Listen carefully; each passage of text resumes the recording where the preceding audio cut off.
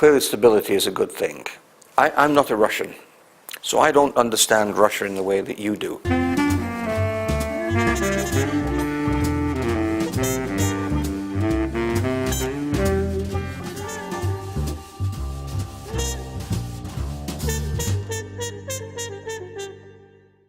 So I look at Russia as I look at Russian history. The last several hundred years for Russia, it's been very hard for Russian people. It seems that Russia is such a vast country. I mean, it's 5.5 million square miles. It's just vast. So it seems that the infrastructure is stretched. So governing a country like this is very challenging for anyone, no matter what, whether it's Medvedev or whether it's Putin or whether it's Tsar Nicholas. It really is very, very difficult to rule. And of course, what you always rely on is people in the faraway places. You have to try to trust them. So the government having in place people who think first about Russia and not about themselves is very important. You know, Putin is very well respected outside Russia. He's a very strong man. I mean, that's our impression. He's very strong. But also, he seems very smart, from what we can tell, very intelligent man, from what we can tell.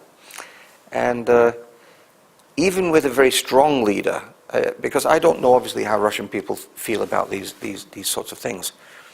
But if you look at the example of Singapore, now Singapore is a much smaller country, of course.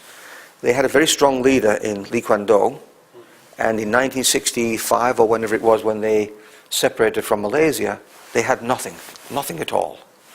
And all they had was their minds. And yet look today at Singapore. It's a miracle. And but it came from a benevolent dictator. Basically, that's what happened. The leader was a dictator, but he was a benevolent dictator. He wanted the best for Singapore. So I don't think it really matters who rules Russia. The leader probably has to be strong. And as long as he's strong and benevolent for Russia, then I think Russia wins in the end. There's the bureaucracy I mentioned.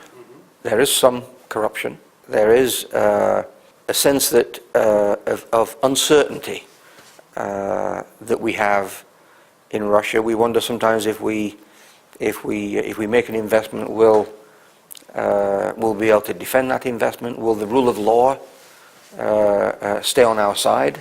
Russia, to some people looking from the outside, can appear more risky than, say, investing in China, even. But you know, the government, I know, tries to make some attempts to rectify this. I don't know in the end how successful they are or what. So I think in terms of